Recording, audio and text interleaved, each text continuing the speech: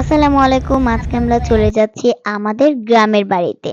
আজকে দীর্ঘ অনেকদিন পর আমরা যাচ্ছি আমাদের গ্রামের বাড়িতে। আর এই শীতের সিজনে একটা জিনিসই ভালো লাগে, গ্রামের বাড়ির এই কুয়াশাটা অনেক বেশি ঠান্ডা। আর গ্রামের বাড়িতে আসার রিজনটা হচ্ছে টাটকা, টাটকা সবজি। আমাদের ক্ষেতের যেই শসাটা সেটা হচ্ছে একদম অরিজিনাল, একদম হাইব্রিড ছাড়া শসা। সেই শসাটার মতন শসা ঢাকাতে একদমই পাওয়া যায় না।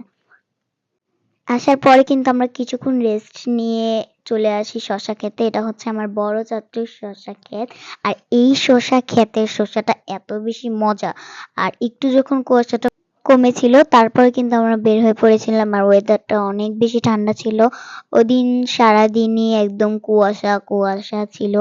আমরা যখন বের হয়েছিলাম একটু কুয়াশাটা কমেছিল আর একটু রোদ উঠেছিল, মানে ওদিন সারাদিনই সূর্য দেখা দিচ্ছিল না। আর এত বেশি ফুলকপি হয়েছে খেতে, দেখেন আপনারা।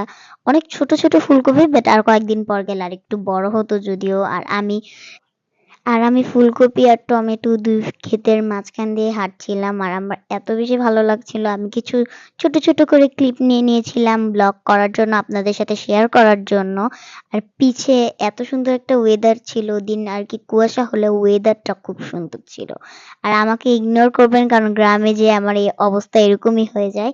আমরা অনেক বেশি ঘুরেছি ওদিন আমরা একটুখানি রেস্ট নিয়ে বের হয়েছি, বাট আমরা অনেক বেশি ঘোরাফেরা করেছি। চারপাশের ওয়েদারটা অনেক বেশি সুন্দর ছিল গাইস। আর আকাশটা এত বেশি সুন্দর ছিল। আর এই পাশে জাস্ট মাঠ আর মাঠ, মাঠের ভিডিও নিয়েছি শুধু শুধু তোমাদের সাথে। তারপরের দিন আমরা চলে যাই একটা বাসায় দাওয়াত খেতে। আসার সময় আমরা একটা ক্ষেত দেখতে পাই, আর যেখানে এত সুন্দর সুন্দর ফুলকপি ছিল। আর ফুলকপি কিন্তু আমার অনেক বেশি প্রিয়, আর গ্রামে যাওয়ার পর একটু বেশি প্রিয় হয়ে গিয়েছে। তারপর আমরা একবার লাস্ট দিনে চলে যাই। আর আরো কিছু ক্লিপ আছে আমার, ওইটা নিয়ে পার্ট 2 একটা ব্লগ আসবে। আমি মাঝখানে একটু অসুস্থ ছিলাম, যার জন্য ব্লগটা আসতে একটু দেরি হয়েছে। আপনারা লাইক, কমেন্ট, শেয়ার সাথে আমার চ্যানেলটাকে সাবস্ক্রাইব করে দেন। Bye bye.